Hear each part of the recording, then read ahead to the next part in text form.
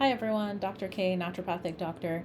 Today talking about the idea of calories in equals calories out.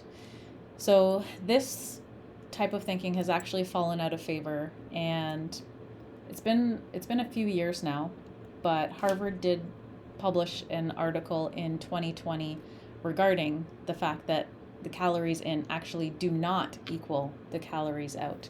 And I definitely see that in practice. So, for example, somebody who is doing calorie counting, but that they're eating, Makalinas for lunch and dinner, and, breakfast is a protein shake, and they're really trying to moderate how many calories they're taking in versus somebody who's not counting calories, who's just eating whole foods.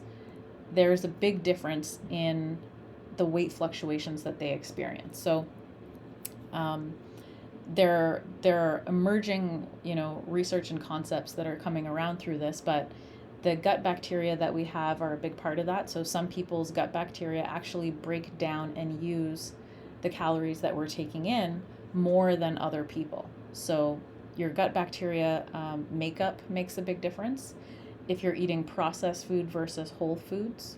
So by processed, I mean anything that comes in, a packaging of any kind, like chips, crackers, bagels, bread, all of those types of things versus, fruit, vegetables, meats, something that you can just, exactly, you pick it up and you're like, this is from the source. So there are a lot of differences in these items. And anywho, in the article, they mention how our differences in gut bacteria, how our metabolism is different, how eating processed versus unprocessed foods makes a difference.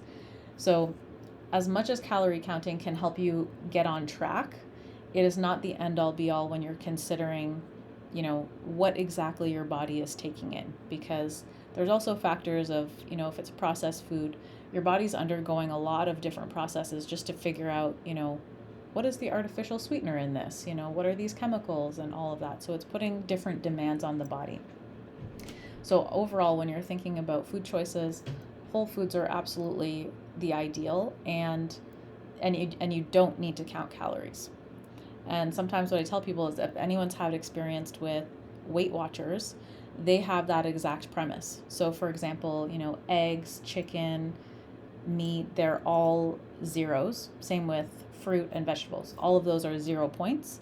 But then as soon as you put, fries or chocolate or pizza or something like that on there, then all of a sudden these all have a points value.